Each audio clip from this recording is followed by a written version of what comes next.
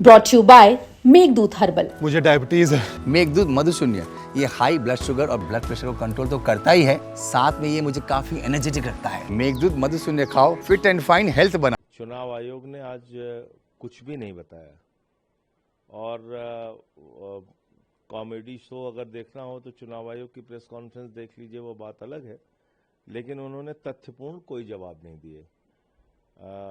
चुनाव आयोग से ये सवाल था कि कैसे इतना बड़ा आपने एसआईआर का फैसला लिया, आपने राजनीतिक दलों को विश्वास नहीं लिया, बिहार की जनता को विश्वास में नहीं लिया, आपने वहाँ की भौगोलिक परिस्थितियों का ख्याल नहीं रखा। हर साल बिहार का एक बड़ा क्षेत्र बाढ़ में डूबा रहता है और आपने ऐसे ऐसे कागजात उसमें मांगे, ऐसी ऐसी शर्तें उसमें एसआईआर में लगाई जो कोई सामान्य व्यक्ति पूरा ही नहीं कर सकता। तो इसका मतलब कि इस एसआईआर की प्रक्रिया के जरिए आपने एक बड़ा घोटाला किया। 65 लाख वोट काट दिए गए और जिसमें से बहुत सारे जिंदा लोगों को मार दिया गया, मरे हुए लोगों को जिंदा कर दिया गया। आपके बीएलओस की वीडियो आई कि वो फर्जी दस्तखत बना बना के खुद से फॉर्म जमा कर रहे हैं। ट्रंप का वोटर कार्ड बिहार में बन जा रहा है, एक ही एपिक नंबर पे कई जगहों पे नाम दर्ज हो जा रहा है। तो ये सारे भ्रष्टाचार चुनाव आयोग ने किए, लेकिन इस पे आज कोई जवाब नहीं दिया उन्होंने। अब ये खलबली क्यों है? ये खलबली इसलिए है कि सुप्रीम कोर्ट ने कहा कि साहब आप 65 लाख लोगों के नाम जारी कीजिए और ये बताइए कि किस वजह से आपने किसके नाम काटे हैं। तो उस पर अब उनको अपने आप को डिफेंड करना है। तो एक हास्यास्पद तर्क उन्होंने दिया कि साहब ऐसा है कि मैं मानता हूं कि कुछ गड़बड़ियां हुई होंगी, चुनाव आयोग ये कह रहा है कि कुछ गड़बड़ियां हुई होंगी, लेकिन ये राजनीतिक दलों ने हमको नहीं बताया। तो ये तो ऐसी ही बात हो गई कि किसी थानेदार ने इलाके में खुद से डकैती डाली और चोरी किया, और जब वो पकड़ा गया तो थानेदार ने बड़ी मासूमियत के साथ सामने आके कहा कि साहब इस इलाके के लोगों ने बताया ही नहीं हमको कि डकैती गलत चीज है, इन्होंने कहा ही नहीं कि चोरी गलत काम होता है।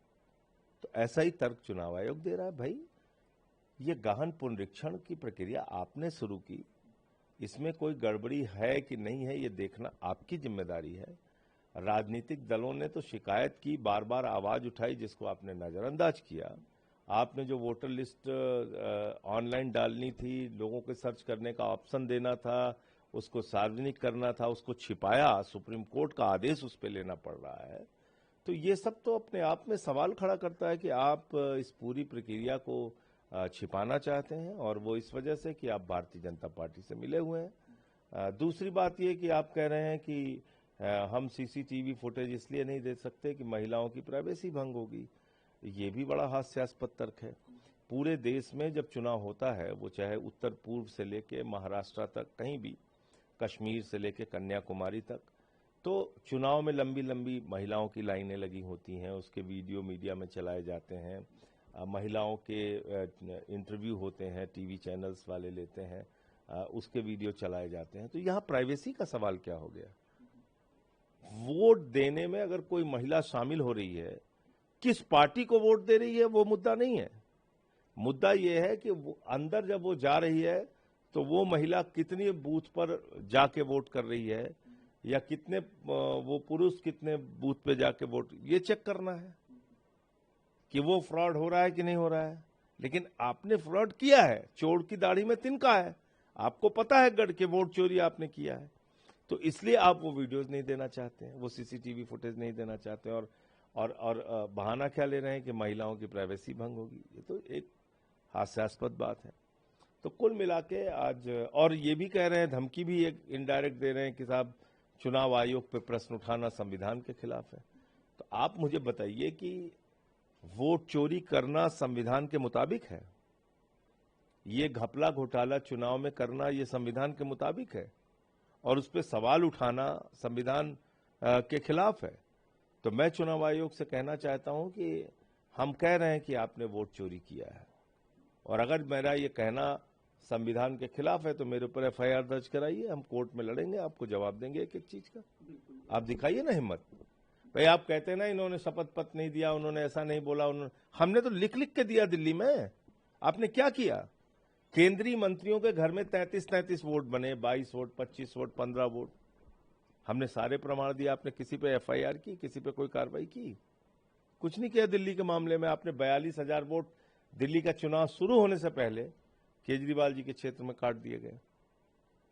तो आपने उस पर कुछ किया? नहीं किया। बिल्कुल, मेरा अगला सवाल यही था कि वो यही कह रहे हैं कि चोरी जैसा शब्द इस्तेमाल करना, एक तो इस पर चुनाव आयोग को जाहिर है कि आपत्ति, और साथ साथ उन्होंने कहा कि सभी दल उनके लिए बराबर हैं, इक्वलिटी की वो उन्होंने बात की। और साथ साथ एक सवाल मैं इसमें और सप्लीमेंट्री जोड़ना चाहूंगा, उन्होंने कहा राहुल गांधी अगर सवाल उठाते हैं तो हलफनामा क्यों नहीं दाखिल करते और 7 दिन का जो है 7 दिन में हलफनामा दें, या फिर मान लें कि बेबुनियाद। भाई आप घास छीलने के लिए बैठे हैं, आप किस लिए बैठे हैं? हमने तो लिख के दिया था दिल्ली में, पूछिए उनसे क्या किया उन्होंने। हम लोगों ने तो लिख लिख के शिकायत की थी, मिल के शिकायत की थी। हमने तो इतनी शिकायत की थी कि चुनाव आयोग उससे नाराज भी हो गया था। पूछिए उनसे क्या कार्रवाई किया उन्होंने, बताए ना। हमने तो लिख के दिया था एक एक चीज। और समाजवादी पार्टी के लोगों ने बताया कि 1800 एफिडेविट उन्होंने दिया है अपनी ओर से। तो क्या कार्रवाई किया उन्होंने? खाली चीजों को उलझाने के लिए। तो ये जो ज्ञानेश कुमार है, ये अज्ञानेश कुमार है।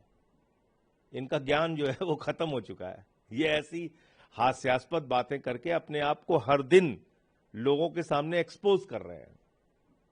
चुनाव आयोग चिल्ला चिल्ला के प्रतिदिन कह रहा है कि चुनाव आयोग ने वोट चोरी की है, और वो पकड़े जा रहे हैं।